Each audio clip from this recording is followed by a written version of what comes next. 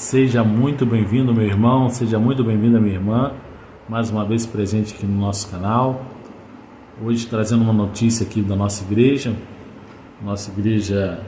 que se faz presente no Brasil e no mundo, falando de uma parte hoje sobre o diaconato feminino.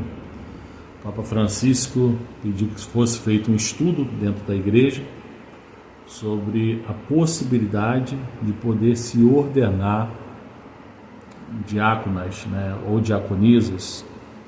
Sabemos que dentro da igreja a ordenação ela é destinada aos homens, uma parte teologal, como foi assim, desde sempre, mas como a gente sabe que existe no Novo Testamento, lá em Romanos, falando sobre a diaconisa Febe, no livro de Romanos, Paulo cita a diaconisa e o serviço que era feito às mulheres. Então o Papa Francisco pediu que fosse feito um estudo para que, como a história da igreja vê a ordenação de mulheres ao serviço de diaconato. Aí saiu hoje a notícia no Vaticano, proposta do cardeal Fernandes a discutir o papel das mulheres da igreja. Notícia de hoje: o prefeito da doutrina da fé da Congregação Geral do Sínodo, o sínodo está chegando ao seu final, essa parte da discussão do sínodo da igreja, enfatizou que o Papa fez questão de dizer que essa parte de diálogo e discussão sobre o diaconato feminino não é uma ideia que está madura. Por isso pede aos cardeais, aos bispos, que estão finalizando o trabalho do sínodo, que como essa ideia ainda não tem um fechamento, como não é a ideia do Papa hoje ordenar diaconisas dentro da igreja, ele pediu que não fosse levado isso em consideração no documento final. Posteriormente, dia 24, no próximo dia 24, quinta-feira, o cardeal Vítor Manuel Fernandes, que é prefeito de Castério da Fé, da doutrina da fé, vai fazer um comunicado oficial falando sobre isso. Mas de antemão ele deixa claro que hoje o Papa e a igreja como um todo não tem firmeza, não tem um fechamento em cima desse pensamento de ordenar diaconisas. Aí é feita a pergunta, poxa, mas o Novo Testamento fala da diaconisa. Como era esse serviço das diaconisas, que é citado lá no livro de Romanos, Paulo vai falar sobre Febe, dando o exemplo, o apóstolo está em Corinto, onde escreve a sua carta à diaconisa Febe, vizinha da cidade de Cencreia. Deverá levar a Roma e recomenda esses termos: recomendo-vos, Febe, nossa irmã, diaconisa da igreja, para que receba no Senhor de modo digno, como convém os santos, lhe assistas em tudo que precisar, porque também ela ajudou a muitos e a mim inclusive. Então Paulo vai deixar aí o carinho, o serviço dessa irmã Febe como diaconisa da igreja. Em outras menções, lá em 1 Tessalonicenses 3:11 também vai fazer uma menção das mulheres. Tessalonicenses 5, de 1 a 9 também vai falar: uma mulher só é inscrita na categoria das viúvas quando não menos de 70 anos, se não tiver sido esposa de um só marido, em seu favor no testemunho de boas obras, que anda os filhos, sendo hospitaleira, levando os pés dos santos, socorrido atribuído a aplicar as obras da boa fé. Então toda a história da igreja vai ter esse serviço da diaconisa. Na tradição existem duas interpretações, ora sendo viúvas e ora sendo diaconisas. Mas enfim, o que se fazia a diaconisa, Geralmente ela prestava serviço, que na época, na nossa igreja, no primeiro século, no segundo século, nos primeiros séculos da igreja, se batizava, onde o batismo era feito através de imersão, onde a pessoa era mergulhada ao ser batizada, né?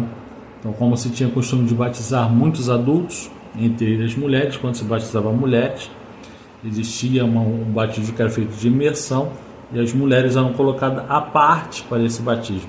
Então, as diaconisas faziam esse trabalho de acompanhar o batismo de imersão das mulheres, né?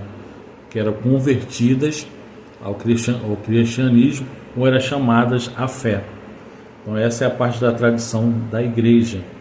Vai ter um documento que vai falar sobre isso. É um testemunho do Plínio, um jovem governador da Ásia Menor, onde ele vai relatar isso no ano de 112, escrevendo o imperador Trajano, onde relata ter submetido duas mulheres honradas cristãs à tortura, onde elas tinham título de ministras. 50 anos mais tarde, por volta do ano de 166 e 175, ao bispo da Itália, o Papa Soteiro vai relatar isso também. Foi comunicada à Sé Apostólica que algumas mulheres consagradas a Deus e religiosas tomam a liberdade nas vossas regiões de tocar os vasos sagrados, nas santas palas de incensar o altar ao redor. Tal prática abusiva e digna de censura merece rejeição de todo homem sábio. Aqui, esse documento aqui da igreja, né, do Papa Soteiro, por volta do ano 175, aos bispos da Itália. Então, as mulheres ali estavam tocando no vaso sagrado. E ele recomenda que seja feito, né, uma repreensão por esse uso.